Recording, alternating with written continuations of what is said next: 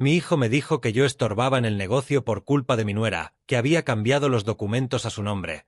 Asentí, respiré hondo y me fui sin discutir, pero nadie sabía que al día siguiente fui directo al notario y en menos de una hora revertí todo lo que mi hijo había hecho a mis espaldas. Vendí la empresa, vendí el rancho y cada uno de los bienes que él creía tener bajo control.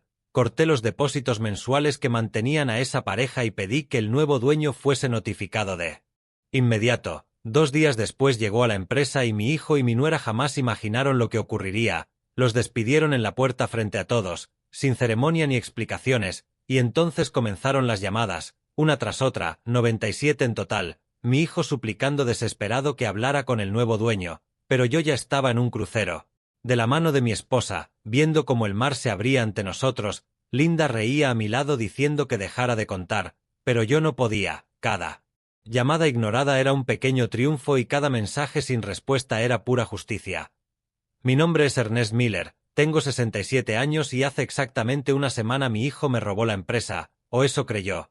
Así que voy a explicar cómo un hombre de mi edad, al que llamaron estorbo, desmontó en 72 horas lo que a su hijo le tomó 3 años planear. Pero antes deben entender quién soy, quién fui y qué construí con estas manos que mi propio hijo considera inútiles. Nací en un pequeño rancho de Texas. Mi padre cultivaba maíz en una tierra que ni siquiera era suya. Yo era el tercero de 7 hermanos y comíamos frijoles y pan 6 días a la semana, y el séptimo, con suerte, un poco de carne. A los 16 llegué a Houston con $50 en el bolsillo y el sueño tonto de ser alguien. Trabajé de todo, cargador en el mercado, ayudante en un taller mecánico, conductor de camiones. Aprendí que el dinero no se regala sino que se gana con sudor, madrugadas y hambre. A los 25 conocí a Linda en una feria del condado. Vendía perritos calientes con su madre y yo llegué con mi primer traje, usado pero planchado con orgullo. Le compré 6 aunque solo tenía hambre de 2 y ella se rió preguntando si me los iba a comer todos. Le dije que no, pero que necesitaba una excusa para quedarme más tiempo. Nos casamos 8 meses después sin nada más que juventud y ganas de comernos el mundo. A los 30, con un préstamo que tardé 3 años en pagar, compré mi primera excavadora usada y empecé a alquilar servicios de excavación. Linda llevaba las cuentas en un cuaderno de cocina, trabajábamos 16 horas al día y dormíamos 5, pero crecimos, en 10 años ya tenía 5 máquinas, en 15 una flota de 20 y mi propio taller, y en 20 fundé Miller Machinery Incorporated, una empresa que no solo alquilaba maquinaria sino que la fabricaba, innovábamos, adaptábamos tecnología extranjera a las necesidades estadounidenses. A los 50 era dueño de una empresa que facturaba 4 millones al año. Compré un rancho de 300 acres donde Linda siempre soñó con criar caballos.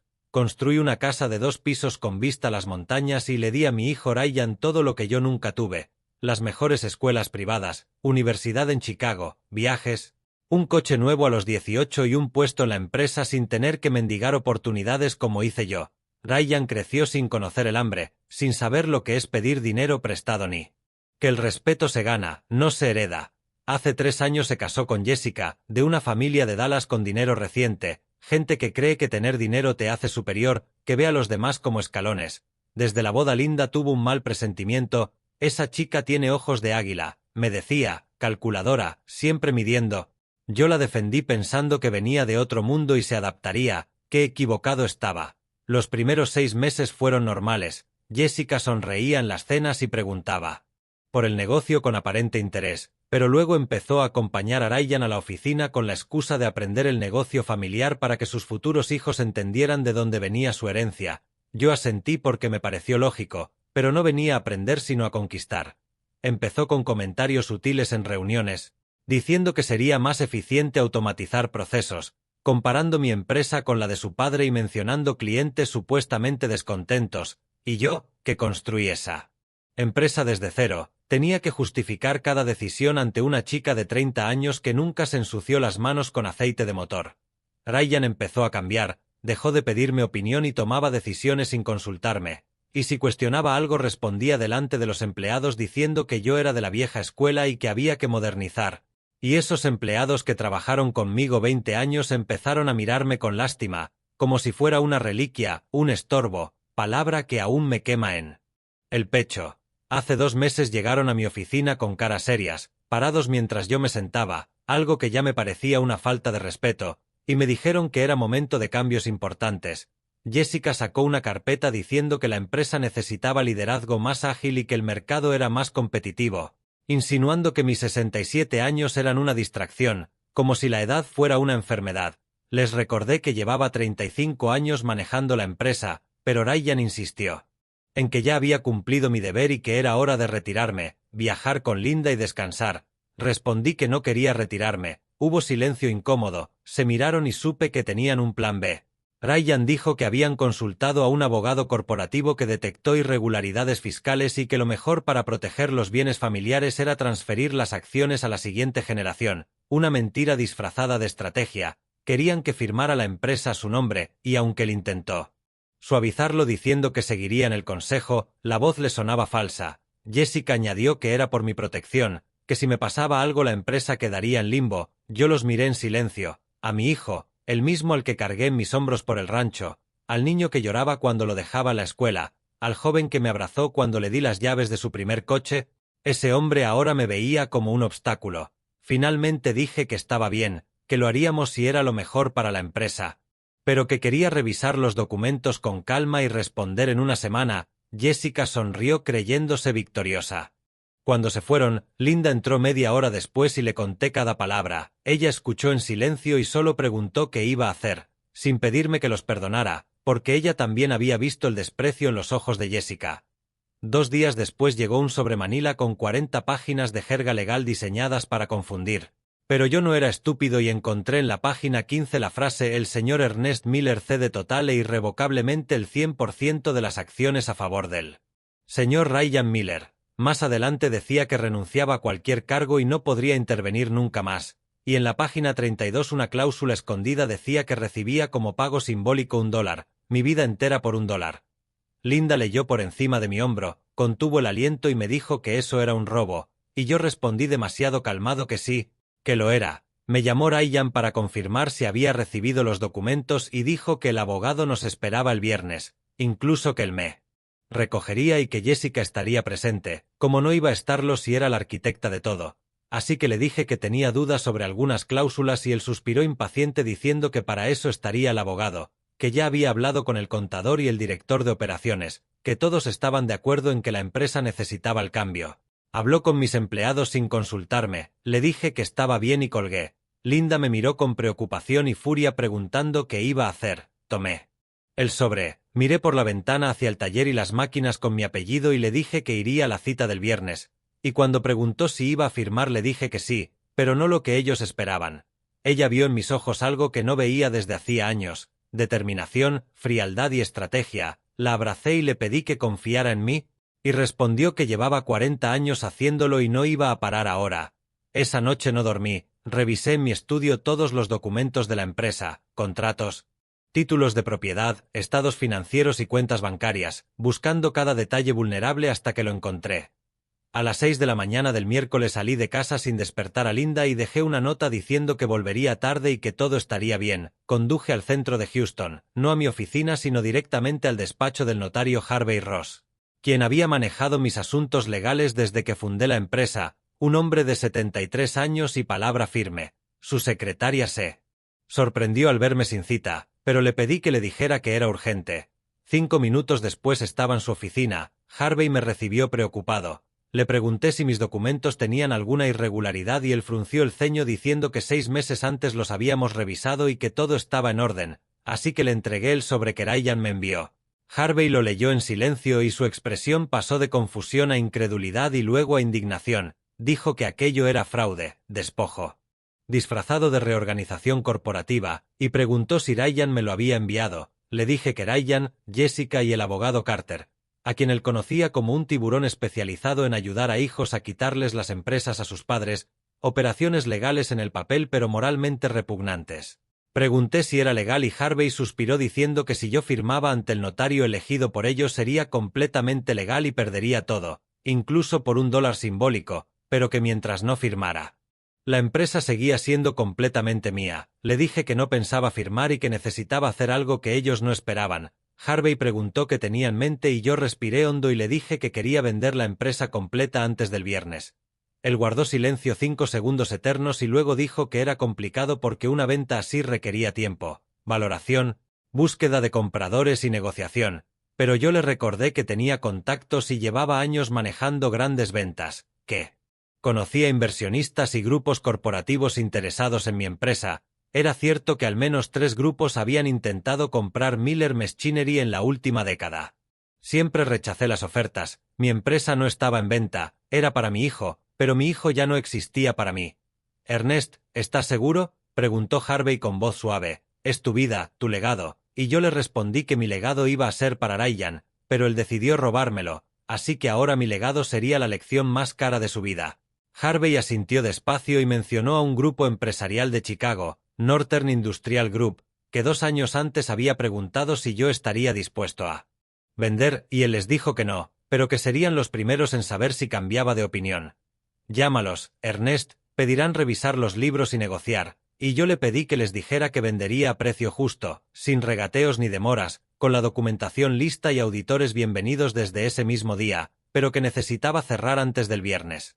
Harvey me miró como si estuviera viendo a otro hombre y dijo que aquello era extremo, y yo respondí que ellos habían sido extremos conmigo y solo.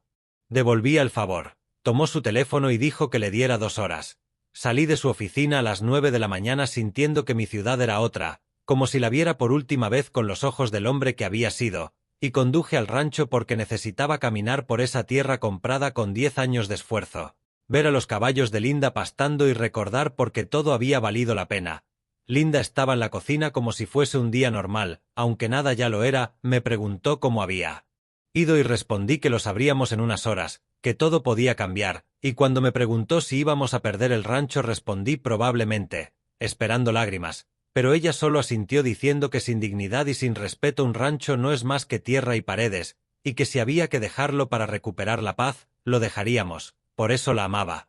A las 11:30 sonó mi teléfono, era Harvey. «Están interesados, muy interesados, el CEO vuela desde Chicago esta tarde y quiere reunirse.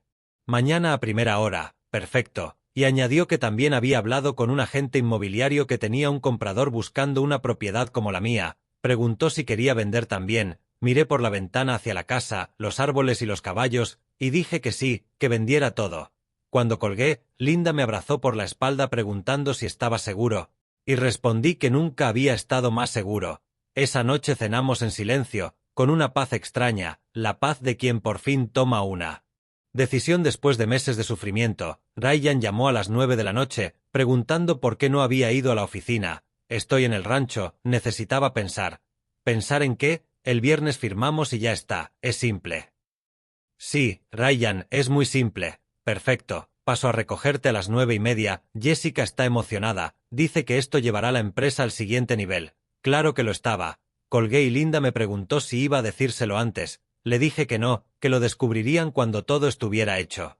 El jueves amaneció nublado y a las 8 de la mañana ya estaba en la oficina de Harvey con 3 hombres trajeados.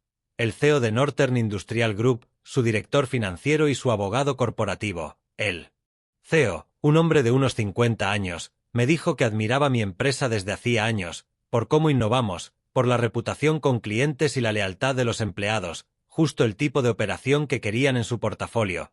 Revisaron los números toda la noche y dijeron que mis libros eran impecables, incluso más sólidos de lo esperado. Pregunté cuánto ofrecían y el director financiero deslizó un documento con una oferta de $6 millones, en efectivo y transferencia inmediata, un precio justo, quizá generoso. Pregunté cuándo podían cerrar y dijeron que ese mismo día, en ese mismo instante, si yo estaba listo. Miré a Harvey, que asintió, y entonces puse una condición: que mi hijo Ryan, director de operaciones, y mi nuera Jessica, asesora en nómina, fueran despedidos inmediatamente al finalizar la venta. El CEO no parpadeó. Preguntó si eran motivos personales y respondí que completamente personales. Aceptó. Firmamos durante 2 horas, página por página, cláusula por cláusula, con Harvey explicando y el abogado certificando. Y a las 11 de la mañana del jueves Miller Machinery Inc. dejó de ser mía y 6 millones aparecieron en mi cuenta. Una cantidad que jamás imaginé tener junta, que representaba 35 años de vida, y sin embargo no sentí alegría, solo vacío. El CEO dijo que asumirían el control a las 8 del día siguiente y preguntó si quería estar presente. Respondí que no, que ya no tenía nada que hacer allí. Al salir, Linda me vio la cara. Y entendió, me tomó la mano y preguntó por el rancho. Le dije que el comprador vendría a las 2 de la tarde y que ofreció 1,5 millones, y lo acepté. Linda cerró los ojos y una lágrima recorrió su mejilla, la primera en todo el proceso, 40 años en ese rancho, pero no había vuelta atrás. Esa tarde hice algo más que sabía que dolería. Entré al sistema bancario.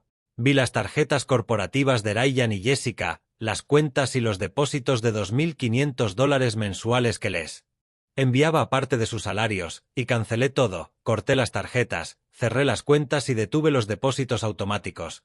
Luego llamé a mi contador Joe para detener cualquier pago a Ryan y Jessica sin dar explicaciones. Joe preguntó si algo había pasado y le dije que lo que había pasado era que yo ya no trabajaba allí, que la empresa había sido vendida y que ellos lo descubrirían pronto. Esa noche en el estudio de casa Linda me encontró callado y le dije que esperaba. ¿Esperas qué? ¿Qué? Empiece el caos. Y el caos empezó justo a las 8:15 del viernes cuando Ryan llegó puntual al rancho para recogerme. Tocó el timbre 3 veces y yo lo observé desde la ventana mientras Linda guardaba maletas en la habitación. No abrí. Llamó a mi móvil y no contesté. Escuché su voz afuera diciendo que llegaríamos tarde con el abogado Carter. Silencio. Esperó 10 minutos y se fue. A las 8:45 recibí un mensaje diciendo que me esperaban en la notaría. No respondí. A las 9:30 otra llamada ignorada. A las 10 el CEO de Northern Industrial Group llegó a Miller Machinery con su equipo, y según Joe, Ryan estaba en su oficina cuando entraron. El nuevo dueño se presentó, estrechó su mano y dijo que asumía el control total desde ese día, y Ryan se quedó blanco diciendo que su padre era el dueño. Pero el CEO respondió que mi padre había vendido la empresa el día anterior y le mostró los documentos. Ryan temblaba al leerlos y dijo que era un error, que yo iba a transferirle la empresa ese mismo día. Pero el CEO lo interrumpió diciendo que sus servicios ya no eran necesarios. Lo mismo para Jessica, despedidos con efecto inmediato. Jessica entró corriendo diciendo que no podían hacer eso, que era una empresa familiar, y el CEO corrigió diciendo que lo había sido y que ahora era propiedad de Northern Industrial Group, y que ellos no estaban en sus planes. Ryan me llamó, no respondí. Jessica también, tampoco respondí. Joe contó que gritaron, que Jessica lloró, que amenazaron con demandas, que llamaron al abogado Carter, que no podía hacer nada porque la venta era completamente legal.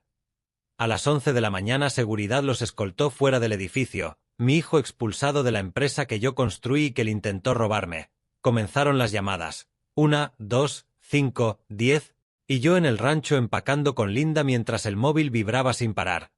A las 2 de la tarde llegó el comprador del rancho, un empresario de Houston, le gustó todo y firmamos. 1,5 millones transferidos. Linda se despidió de los caballos acariciándoles el hocico uno por uno, llorando en silencio, y yo cargué las maletas en el coche. A las 4 de la tarde salimos del rancho por última vez. Linda lo miró desaparecer por el retrovisor y yo mantuve la vista al frente. ¿A dónde vamos, Ernest? Al aeropuerto, tengo una sorpresa. En el aeropuerto recogí 2 billetes para un crucero de 15 días por el Caribe. Salimos en 2 horas, le dije, y Linda, con los ojos llenos de lágrimas, recordó que yo siempre quise ver el Caribe y que nunca tuve tiempo, pero ahora sí. En la sala de embarque mi móvil vibraba sin parar. Ryan, Jessica, números desconocidos, mensajes desesperados. Papá, contesta. Señor Miller, necesitamos hablar urgente. ¿Qué hizo? ¿Por qué lo vendió todo? Papá, nos despidieron. No tenemos trabajo, no tenemos dinero. Cada mensaje era música. Linda lo notó y dijo que era la primera vez que me veía sonreír en meses. Abordamos el avión y apagué el teléfono. Al llegar a Miami y subir al crucero lo encendí.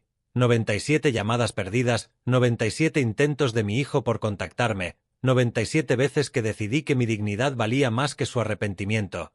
Ahora estoy aquí, en la cubierta del barco, contándote esta historia mientras Linda duerme en la suite.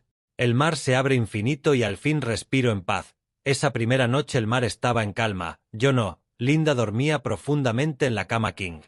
Sice agotada por el peso emocional de los últimos días, y yo en el balcón privado con un whisky en la mano viendo desaparecer las luces del puerto de Miami mientras el barco se adentraba en la oscuridad del océano.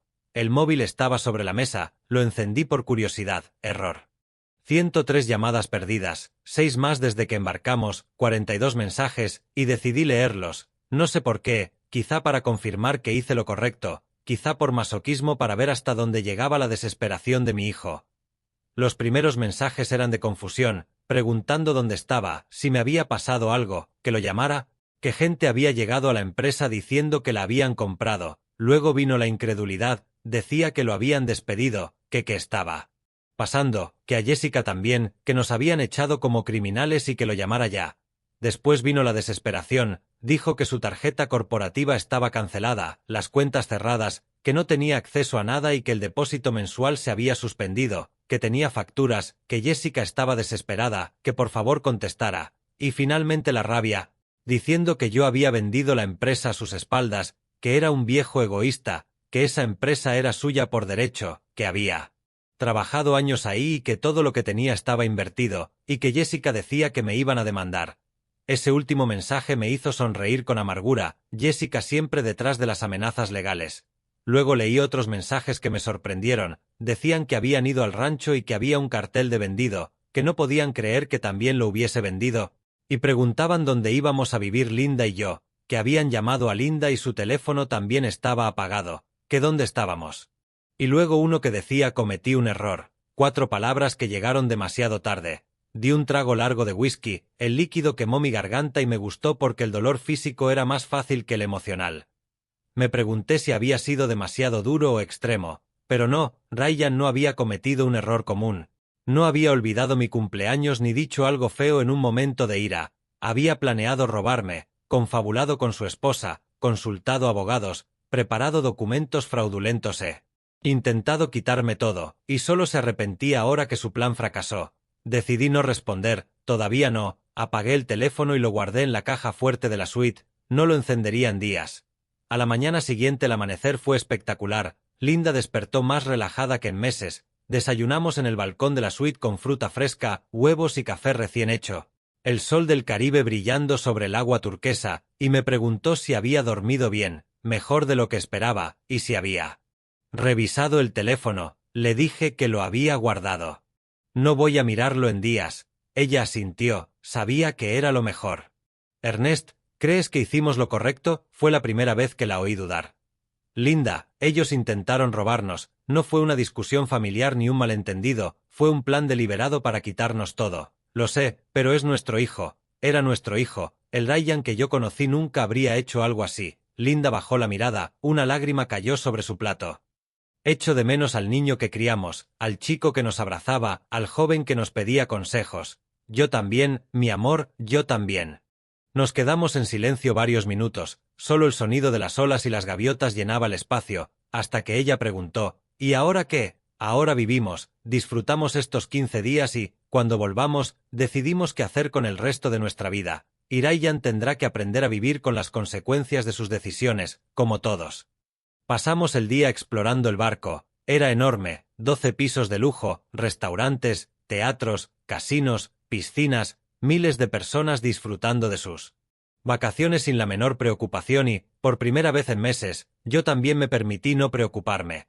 Esa tarde, mientras Linda tomaba el sol junto a la piscina, me senté en un bar con vista al mar y pedí otro whisky. El camarero, un jamaicano de sonrisa fácil, notó algo en mi expresión y preguntó si era mi primer crucero.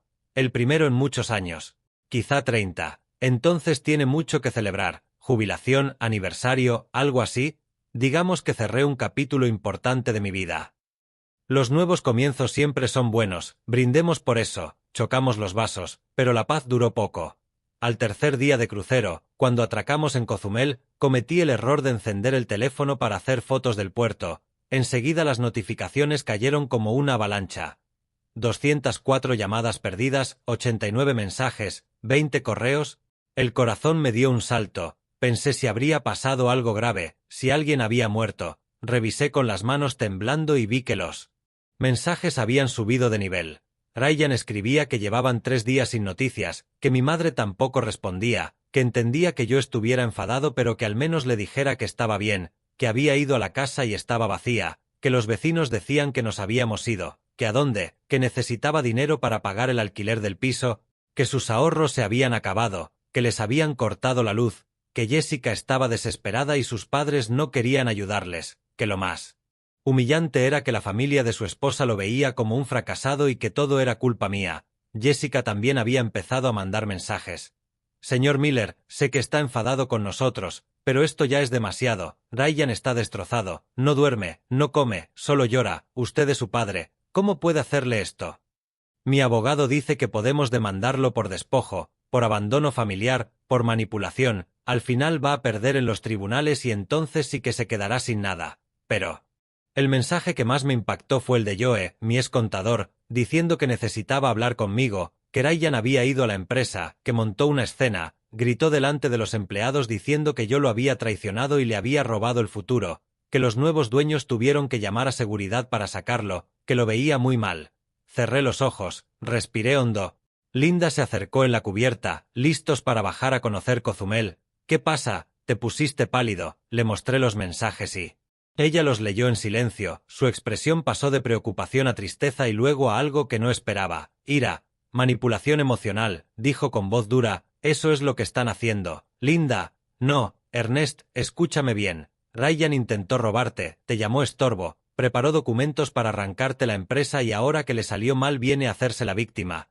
¿Cómo puede hacerme esto mi padre? ¿Y cómo pudo el intentar robarnos? Nunca la había visto tan furiosa, siempre había sido la voz de la conciliación, la que pedía calma y buscaba soluciones pacíficas, pero ya no. Esa chica, continuó, refiriéndose a Jessica, lo envenena, más amenazas legales, más demandas, como si el criminal fueras tú. Pensé en llamarles para explicarles, pero Linda me cortó.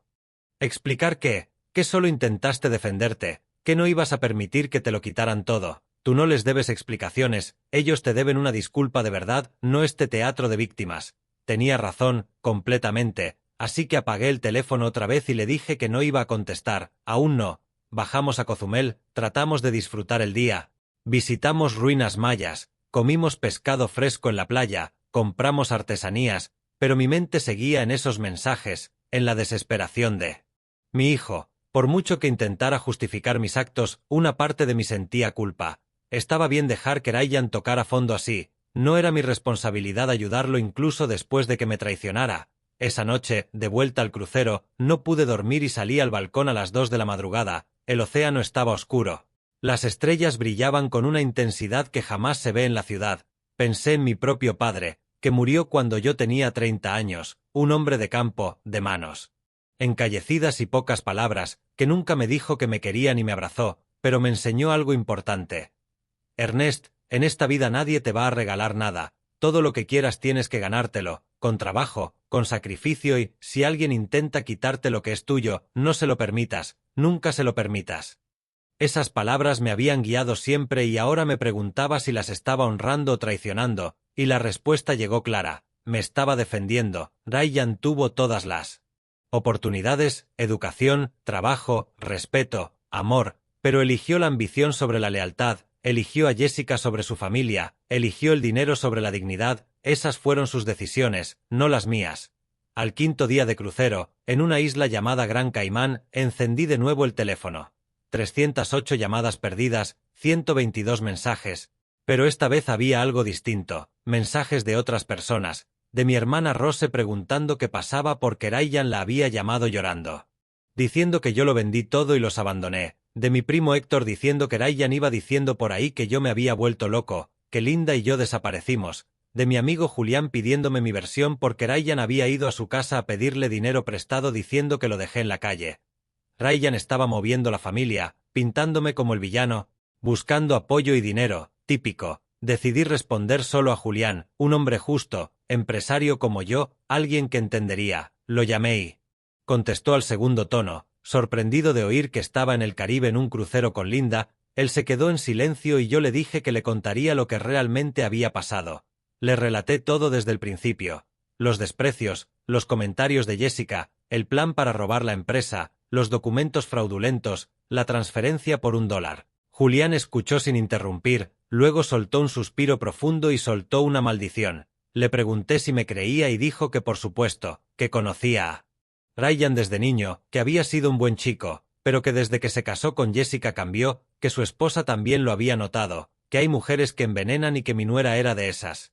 Le pregunté qué exactamente le había contado Ryan y dijo que yo me había vuelto paranoico, que vendí la empresa sin avisarle, que los dejé sin trabajo y sin dinero, que Linda y yo desaparecimos y que estaba preocupado. que incluso le pidió $50,000 prestados para pagar sus deudas, y le pregunté si se los había dado. Dijo que no, que primero quería hablar conmigo, que por eso se alegraba de mi llamada. «¿Qué vas a hacer, amigo?», preguntó. «Nada, dejar que aprenda. Es tu hijo, Ernest».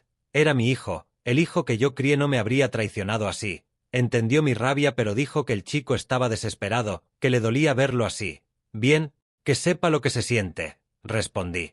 Le pregunté qué haría él si uno de sus 3 hijos, trabajadores y respetuosos, intentara robarle la empresa.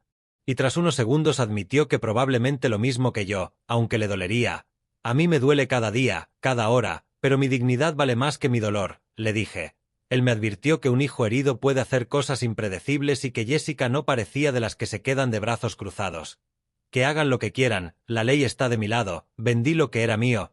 No cometí ningún delito». Colgamos, pero sus palabras siguieron dando vueltas en mi cabeza. Al 7º día de crucero, en Jamaica, Montego Bay, Linda y yo hicimos snorkel en aguas cristalinas, vimos peces de colores que parecían pintados, comimos pollo jerk en un restaurante con los pies en la arena y, por momentos, conseguí olvidarlo todo. Por momentos fui solo un hombre de 67 años disfrutando la vida con su esposa, pero esos momentos no duraban. Esa noche, en uno de los restaurantes elegantes del barco, mi teléfono vibró en el bolsillo. Lo había encendido para hacer fotos. Era un mensaje de un número desconocido. «Señor Miller, soy el abogado Gerald Carter, el letrado que preparó los documentos para la transferencia de su empresa. Necesito hablar urgentemente con usted. Ryan y Jessica me han contratado para iniciar acciones legales contra usted. Llámeme por favor». El bocado se me quedó atragantado. Linda notó mi expresión. Preguntó qué pasaba y le mostré el mensaje. Frunció los labios y la mano le tembló un poco al tomar la copa de vino. «Sabíamos que esto podía pasar», dijo. «Sí. Pero leerlo es distinto». «¿Vas a llamarlo?» «No, ese tipo trabajó para ellos, preparó los documentos para robarme, ahora quiere negociar, seguro que lo mandan para asustarme. ¿Y si la demanda es real?» «Que demanden, tengo todos los documentos, tengo testigos, tengo al notario Ross, no tienen caso». Pero la cena ya estaba arruinada. La comida me sabía a ceniza.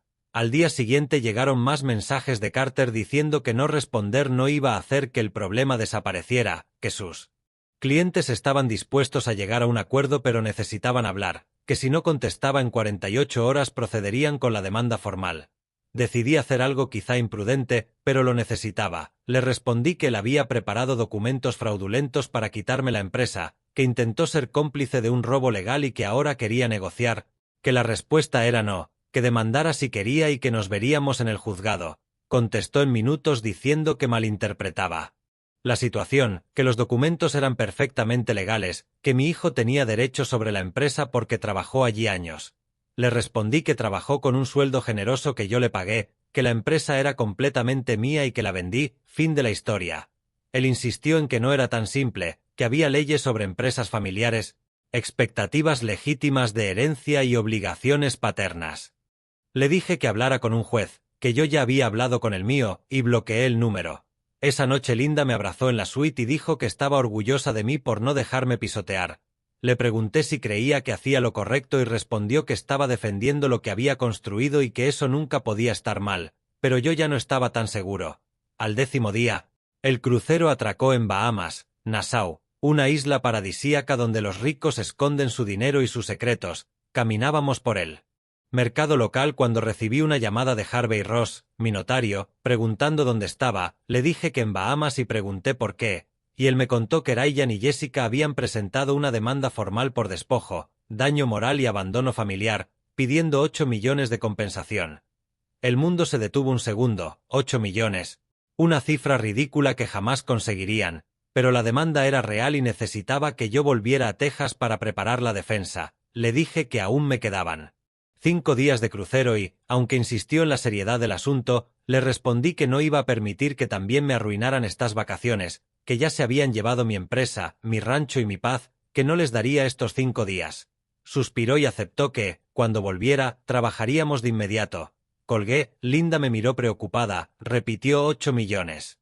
Y yo dije que no los ganarían, que Harvey lo había dicho, que solo querían asustarme. Ella cortó el pensamiento de raíz. No vamos a pensar en eso, vamos a disfrutar estos últimos días y, cuando volvamos, enfrentamos lo que venga. Pero la nube negra ya estaba sobre nosotros y el resto del viaje fue distinto. Seguíamos en el paraíso, pero nuestra mente estaba en Texas, en juicios, demandas y la guerra que se venía. La última noche del crucero organicé una cena especial en la suite, pedí champán, langosta, el mejor vino, quería cerrar el viaje con algo de dignidad. Linda se puso su vestido favorito, yo el traje que ella me había regalado en nuestro último aniversario, brindamos en el balcón con el mar oscuro extendiéndose hasta el infinito. Por nosotros, por 40 años juntos, por todo lo que construimos, por todo lo que perdimos y por todo lo que aún nos queda, por nosotros, repitió ella con los ojos brillando de lágrimas. Esa noche hicimos el amor como no lo hacíamos desde hacía años, con urgencia, con pasión, como si necesitáramos confirmarnos que seguíamos vivos, que seguíamos siendo nosotros. Después, tumbados en la oscuridad, Linda me preguntó algo que me rompió el corazón. Ernest, ¿crees que algún día Ryan entenderá por qué hiciste esto? No lo sé, mi amor, pero necesito que entienda que el respeto no es opcional, que la familia no es una transacción comercial, que traicionar a tu padre tiene consecuencias. ¿Y si no lo entiende nunca? ¿Y si perdimos a nuestro hijo para siempre? No pude responder porque era la misma pregunta que me atormentaba cada noche. ¿Había valido la pena? Recuperar mi dignidad valía perder a mi hijo. El último día de crucero, mientras el barco volvía a Miami, encendí el teléfono por última vez. 436 llamadas perdidas, 212 mensajes, pero ya no los leí, ya no importaban. Linda y yo hicimos las maletas en silencio. Dejamos una propina para el personal de limpieza y bajamos del barco como dos supervivientes de una guerra que nadie más había visto. En el aeropuerto de Miami, esperando nuestro vuelo de regreso a Houston, decidí por fin escuchar los últimos mensajes de voz que Ryan me había dejado, eran 17. El primero estaba lleno de rabia, acusándome de cobarde por desaparecer, el quinto era de pura desesperación, rogando que hablara con él porque no tenían dinero y los iban a echar del apartamento, el décimo era una súplica, admitiendo que había cometido un error y diciendo que no merecía ese castigo, y el último, dejado apenas 6 horas antes, era distinto, la voz de Ryan sonaba cansada. Derrotada, papá, no sé si vas a escuchar esto, probablemente no, probablemente ya me borraste de tu vida, Jessica dice que eres un viejo cruel que nos robó el futuro. Pero yo solo quiero saber si algún día vas a perdonarme, si alguna vez vamos a poder hablar de nuevo, porque echo de menos a mi papá, aunque fui un idiota, aunque intenté algo imperdonable, te echo de menos, papá, y lo siento, de verdad lo siento. Su voz se quebró al final, oí un sollozo antes de que colgara. Linda vio las lágrimas rodando por mis mejillas y preguntó qué había dicho, que lo siente, que me echa de menos. ¿Vas a responderle? Miré el teléfono, miré a mi esposa, miré a toda la gente del aeropuerto viviendo su vida sin tener idea del dolor que yo cargaba. Todavía no, pero pronto, porque había algo que Ryan necesitaba entender. El perdón se gana, no se mendiga, y yo necesitaba saber si su arrepentimiento era real o solo otra manipulación para recuperar lo que había perdido. Abordamos el avión de regreso a Texas. De vuelta para enfrentar las demandas, los juicios, la familia dividida, las miradas de lástima o de juicio, pero también de vuelta para reconstruir, para decidir qué hacer con el resto de nuestra vida, porque por primera vez en 35 años yo era completamente libre, no tenía empresa que gestionar, ni rancho que mantener, ni empleados por los que preocuparme, solo tenía a Linda, 8 millones de dólares en el banco y toda una vida por delante. La pregunta era qué iba a hacer con ella y, más importante todavía, si volvería a ver a mi hijo como mi hijo y no como el hombre que intentó robarme. Esas respuestas llegarían pronto, muy pronto. El avión aterrizó en Houston a las 8 de la noche, lluvia, por supuesto, estaba lloviendo, como si el cielo quisiera dar la bienvenida perfecta a nuestro regreso a la realidad.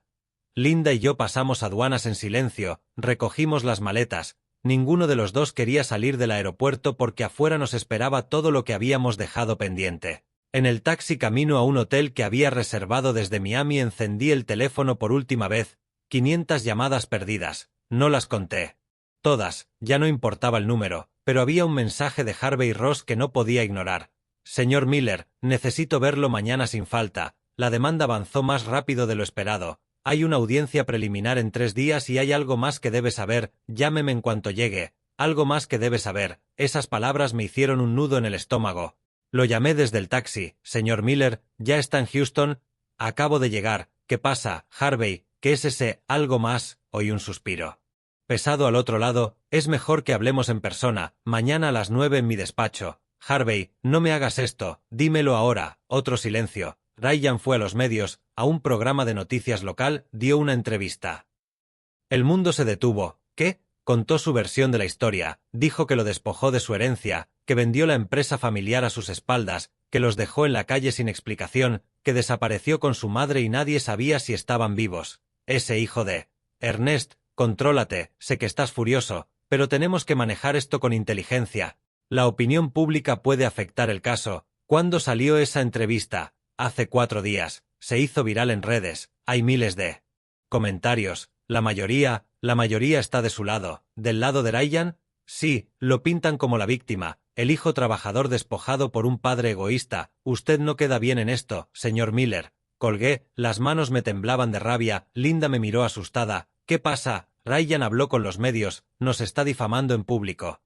Dios mío. Le pedí al taxista que nos llevara directamente a casa de mi hermana Rose. Necesitaba ver esa entrevista, necesitaba saber exactamente qué había dicho mi hijo. Rose abrió la puerta con cara de sorpresa y alivio. Ernest, Linda, gracias a Dios están bien, llevo días intentando localizaros. Lo sé, Rose, lo siento. ¿Viste la entrevista de Ryan? Su expresión cambió a incomodidad. Sí, la vi, ponla. Entramos en su salón, Rose tomó su tableta, buscó en YouTube y ahí estaba. Hijo denuncia a su padre por despojo de empresa familiar, testimonio completo, 400.000 visualizaciones. Pulse reproducir, la pantalla mostró a Ryan sentado en un plató de televisión, se veía demacrado, ojeras profundas, barba de varios días, la imagen perfecta de un hombre destrozado. La presentadora, una mujer de unos 40 años con tono sensacionalista, empezó diciendo que Ryan Miller había trabajado durante 10 años en la empresa de su padre, un negocio familiar que creía que algún día sería suyo, pero que todo cambió en una semana, que sin previo aviso su padre lo vendió todo y desapareció. Ryan, gracias por estar aquí. Compartir tu historia. Ryan se secó los ojos, actuación perfecta. Gracias por recibirme, es duro hablar de esto, pero necesito que la gente sepa la verdad. Cuéntanos exactamente qué pasó. Mi padre es, o era, un hombre al que admiro, construyó una empresa increíble desde cero, me enseñó todo lo que sé de negocios, trabajé a su lado durante años. Pensé que éramos un equipo, que algún día yo tomaría las riendas y él podría retirarse tranquilo. ¿Y qué cambió? Mi esposa Jessica empezó a ayudarme con ideas para modernizar la empresa. Mi padre lo tomó como una amenaza, como si quisiéramos quitarle su lugar, empezó a distanciarse, a tomar decisiones sin consultarnos. Mentiras, puras mentiras. La presentadora sentía con falsa empatía. ¿Y qué pasó después? Un día me dijo que teníamos que hablar del futuro de la empresa. Pensé que por fin iba a formalizar mi posición como su sucesor, pero resultó que ya lo había vendido todo a mis espaldas sin decirme nada. Llegué a la oficina. Y había gente nueva, me dijeron que estaba despedido, que la empresa ya no pertenecía a mi familia. ¿Y su padre desapareció? Él y mi madre apagaron sus teléfonos, nadie sabía dónde estaban. Pensé que algo malo les había pasado. Su voz se quebró, lágrimas perfectamente sincronizadas, la presentadora le acercó un pañuelo. Ryan, ¿tu padre te dio alguna explicación? Ninguna, hasta hoy no sé por qué hizo esto, por qué me castigó así, trabajé duro, lo di todo por esa empresa y él simplemente me borró de su vida. ¿Cómo está sobreviviendo? Con dificultad, mi esposa y yo perdimos todos nuestros ingresos de un día para otro, tenemos deudas, el casero del piso nos presiona, mis ahorros se acabaron y mi padre sigue sin contestar. ¿Has intentado contactar con él? Cientos de veces, llamadas, mensajes, nada. Es como si su propio hijo no existiera. La presentadora miró a cámara con expresión dramática hablando de una historia desgarradora, de un padre que abandona a su hijo sin explicación ni compasión y dijo que seguiría en el caso. El vídeo terminó, me quedé mirando la pantalla en blanco, la rabia me hervía por dentro, Linda tenía las manos en la boca, Rose nos miraba sin saber qué decir. ¿Algo de eso es verdad, Ernest? Preguntó al fin mi hermana. ¿Tú qué crees, Rose? ¿Me conoces o no? ¿Te conozco? Pero Ryan es tu hijo, no entiendo qué pudo pasar para que llegaseis a esto. Le conté todo, la verdad completa, los documentos fraudulentos, el plan para despojarme, la palabra estorbo, la transferencia por $1, Rose escuchó con los ojos cada vez más abiertos. Dios mío, ¿Ryan intentó robarte? No lo intentó, lo planeó con abogados, con documentos, con toda la intención y Jessica Jessica fue el cerebro de todo, estoy seguro. Rose negó con la cabeza despacio. Nunca me gustó esa chica, siempre tan calculadora, pero Ryan. Ryan era un buen chico. Ahora no sé quién es. Nos quedamos en casa de Rose esa noche, no teníamos otro lugar a donde ir, el rancho estaba vendido, la casa principal también, yo no podía dormir, seguía pensando en la entrevista, en las mentiras, en la manipulación. A las 3 de la mañana tomé una decisión. Si Ryan quería guerra pública, la tendría. A las 9 en punto estaba en la oficina de Harvey. Señor Miller, tiene un aspecto terrible. No he dormido, Harvey, quiero hacer una declaración pública, mi versión de los hechos. No es buena idea, en los casos legales hablar en público puede. Ya no me importa, mi hijo me pintó como un monstruo, la gente cree que soy un padre cruel que abandonó a su familia, necesito que sepan la verdad. Harvey suspiró. De acuerdo, pero lo haremos con inteligencia. Nada de entrevistas emocionales en televisión, haremos un comunicado formal con documentos que respalden su versión. ¿Tiene copias de los papeles que Ryan quería que firmara? Lo tengo todo, cada documento. Perfecto, preparemos una respuesta demoledora. Pasamos todo el día trabajando. Harvey redactó un comunicado de 3 páginas, claro, directo, con hechos verificables. El señor Ernest Miller responde a las acusaciones públicas de su hijo Ryan Miller aclarando los hechos reales. 1. El señor Ernest Miller fundó Miller Machinery Incorporated hace 35 años con su propio capital. La empresa fue siempre de su exclusiva propiedad. 2. Su hijo Ryan trabajó en la empresa durante 10 años con un sueldo por encima del mercado, beneficios adicionales y la oportunidad de aprender el negocio. 3. En semanas recientes Ryan y su esposa Jessica presentaron al señor Miller documentos que transferían la totalidad de la empresa al nombre de Ryan a cambio de la cantidad simbólica de $1 estadounidense. 4. Dichos documentos fueron preparados sin el conocimiento ni consentimiento del señor Miller, constituyendo un intento de despojo. 5. El señor Miller, en ejercicio de su legítimo derecho como único propietario, decidió vender la empresa a un tercero para proteger su patrimonio. 6. El señor Miller lamenta profundamente que su hijo haya decidido difamarlo públicamente en lugar de aceptar las consecuencias de sus actos. Se adjuntaban copias certificadas de los documentos fraudulentos preparados por el abogado Gerald Carter a petición de Ryan y Jessica. ¿Qué le parece?, preguntó. Harvey, perfecto, públicalo. El comunicado salió esa misma tarde en los principales medios, con los documentos escaneados como prueba. La reacción fue inmediata. En cuestión de horas la narrativa empezó a cambiar, los comentarios en redes se dividieron. $1, eso es un robo descarado. El hijo se quiso pasar de listo y le salió mal. Ahora entiendo por qué el hombre lo vendió todo, yo habría hecho lo mismo, pero también había críticos. Aunque el hijo se equivocara, era necesario destruirlo así. Un padre no abandona a su hijo pase lo que pase, hay formas de castigar sin aniquilar. Ryan respondió esa misma noche con otro vídeo en redes, desde su apartamento, sin maquillaje profesional, más creíble, diciendo que yo mentía, que esos documentos se habían preparado por recomendación de un asesor legal que les dijo que era la mejor manera de proteger los bienes familiares ante cambios fiscales, que nunca fue su intención robar, que solo querían modernizar las cosas, que yo malinterpreté todo y decidí destruirlo. Esa es la verdad. Más mentiras, pero efectivas. La guerra mediática estaba declarada. 3 días después llegó la audiencia preliminar. El juzgado estaba en el centro de Houston, un edificio viejo, pasillos estrechos y olor a humedad. Llegué con Harvey a las 8 de la mañana. Linda se quedó en casa de Rose. No quería someterla a eso. Ryan y Jessica ya estaban allí con el abogado Carter. Era la primera vez que veía a mi hijo en persona desde que todo estalló. Se veía fatal, había adelgazado, la ropa le quedaba grande, tenía la mirada de un hombre derrotado. Jessica, en cambio, lucía furiosa, me miró con puro odio. Ryan me vio, por un segundo nuestras miradas se cruzaron, vi dolor en sus ojos, arrepentimiento, vergüenza, pero no se acercó. Carter lo tomó del brazo y se lo llevó. La audiencia fue técnica, legal, fría. El juez, un hombre de unos 60 años, serio y profesional, escuchó a Carter presentar la demanda por despojo, daño moral y abandono familiar, y a Harvey exponer nuestra defensa, venta legítima, intento previo de fraude, derecho de propiedad.